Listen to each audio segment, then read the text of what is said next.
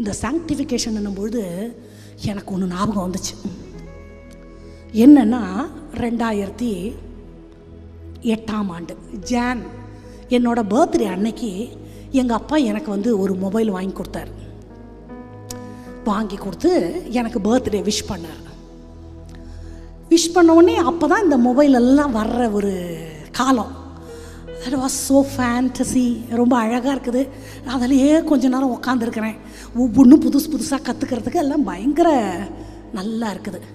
அப்புறம் என்னோடய ஃப்ரெண்ட்ஸ், என்னோடய college, school friends, college friends எல்லாருடைய நம்பரையும் கலெக்ட் பண்ணி அதில் வச்சுன்னு எல்லாருக்கும் கால் பண்ணி காலிங், சேட்டிங், டைம் வேஸ்டிங் எல்லாம் பண்ணிட்டு உட்காந்துருக்கிறேன்.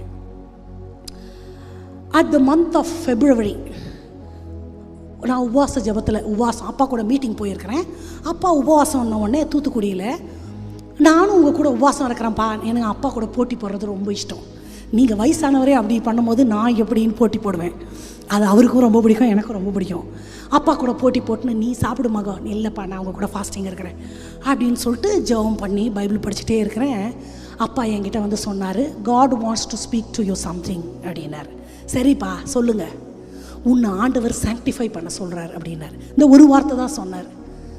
ஏன்பா? ஆமாம், ஆண்டவர் சொன்னார், நான் சொல்லிட்டேன்.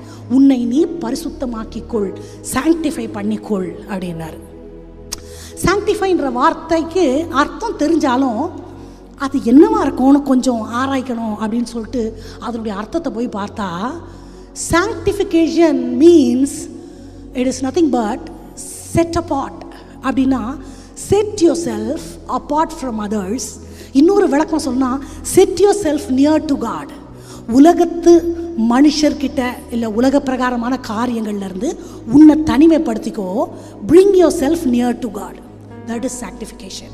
அப்போது என்ன ஆண்டவர் என்ன எதிர்பார்க்குறாருன்னா, என்னை சுற்றி என்னை சந்தோஷப்படுத்துகிற எல்லா காரியத்திலேருந்து என்னை தனிமைப்படுத்தி என்னை ஆண்டவர்கிட்ட நான் நெருங்கணும். உடனே எனக்கு என்ன தெரியுமா ஞாபகம் வந்துச்சு, இந்த ஃபோனில் எல்லா ஃப்ரெண்டுங்கள்ட்டையும் பேசிக்கிட்டு இது என்னவோ தப்போ எங்கேயோ இடிக்குதோ அப்படின்னு சொல்லிட்டு என்ன பண்ணிட்டேன், அந்த ஃபோனை சுவிட்ச் ஆஃப் பண்ணி அன்னைக்கு ஒரு 11 மணி போல் அப்பா என்கிட்ட சொல்கிறாரு. அன்றைக்கு அது என் மனசில் உறுத்திக்கிட்டே இருந்துச்சு. நான் எங்கே சாங்டிஃபை ஆகணும், எனக்கு என்னமோ இந்த ஃபோன் தான் தொந்தரவோ. ஆனால் எனக்கு எந்த ஆண் நண்பர்களும் இல்லை, யார் இடத்துலும் தேவையில்லாத ஒரு உறவு எனக்கு யார்கிட்டையுமே இல்லை. எல்லார்கிட்டையும் அளவாக ஒரு ஃப்ரெண்ட், அவ்வளோதான். ஆனால் இது கூட தப்போ அப்படின்னு என் மனசில் தோணுச்சு. தனிமைப்படுத்தப்படுறதுன்னா அதுதானே. ஏன்னா என் கூட பிறந்தவங்க யாரும் அப்போ என் கூட இல்லை. அந்த ஃபோனை சுவிட்ச் ஆஃப் பண்ணி அப்பா கையில் கொடுத்தேன். 1 மாதம் கழித்து நான் இதை வாங்கிக்கிறேன்ப்பா. ஏமான்னாரு, புது ஃபோன். நான் வாங்கிக்கிறேன்னு சொல்லிட்டு அப்பா கையில் கொடுத்தேன். அவருக்கு அது ஒரே சந்தோஷம். நான் சாங்டிஃபிகேஷன் சொன்னதுனால நீ இந்த ஃபோனை கொடுத்துட்டியான்னு வாங்கி வச்சுக்கிட்டாரு. புது ஃபோனு வாங்கி 1 மாதம் தான் யூஸ் பண்ணேன். 1 மாதத்தில் அப்பா கையில் கொடுத்துட்டு எனக்கு என்னவோ அதுதான் என்னையும் ஆண்டவரையும் விட்டு பிரிக்குதுன்ற மாதிரி நான் ரொம்ப ஜெபம் பண்ணி கொண்டே இருந்தேன். கரெக்டாக ஒரே மார்ச் மாதம் பாஸ்டர் வந்து என்னை பார்த்தாரு. ஏப்ரல் மாதம் ட்ரெஸ் எடுத்தோம், மே மாதம் கல்யாணமே ஆயிடுச்சு. கல்யாணத்தை விட ஸ்பெஷல் என்னன்னு சொல்கிறேன். இந்த கல்யாணம் ஆண்டவர் சித்தப்படி நடக்குதுன்னு எனக்கு தெரிஞ்சிருச்சு. இந்த பரிசுத்தமாக்கப்படுதலை கல்யாணத்துக்கு முன்னாடி எதுக்கு ஆண்டவர் வச்சாரு அப்படின்னு யோசித்தா என் நினப்ப பாருங்க.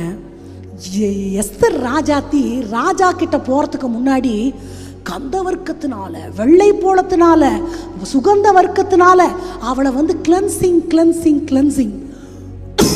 அப்போது திருமண வாழ்க்கைக்கு முன்னாடி ஒரு கிளென்சிங்ன்றது வந்து பிப்ளிக்கல்னு நான் கண்டுபிடிச்சேன். ஏதோ அது என்ன வேணா இருக்கலாம். திருமணம் இந்த கேப்பில் என்ன ஆயிடுச்சுன்னா, 1 மாதம் நான் ஃபோன் எடுக்கலை. அடுத்த 1 மாதம் கல்யாண பிஸியில் ஃபோன் பக்கமே போகல. கல்யாணமும் ஆயிடுச்சு.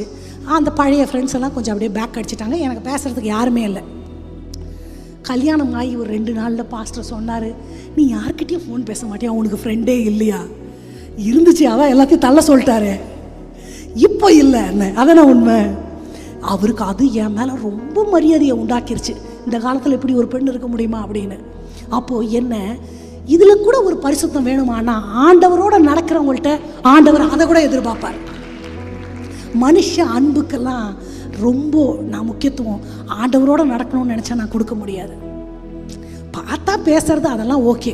ஐயோ அவங்க இல்லாமல் என்னால் இருக்க முடியாது, ஒரு நொடி பொழுதும் நான் நினச்சிக்கிட்டு இருக்கிறேன்லாம் மனுஷன் என்னமோ ஆண்டவரோடு நடக்கணும்னு ஆசைப்படுறவங்களுக்கு அதெல்லாம் எட்டாக்கனி. எட்டாக்கனி சொல்லக்கூடாது, தேவையில்லைன்னு சொல்லணும். ஆண்டவரோடு நடக்க ஆசைப்படுகிறது தான் அதுதான். அப்போது சாங்டிஃபிகேஷன்னா என்னை சந்தோஷப்படுத்துகிற, எனக்கு வேண்டியதை விட்டு என்னை பிரித்தெடுக்கிற அனுபவம். டிச்சுக்குள்ளே சில்லுன்னு தான் இருக்குது, ஆனால் மோதிரம் வெளியே வரணும்.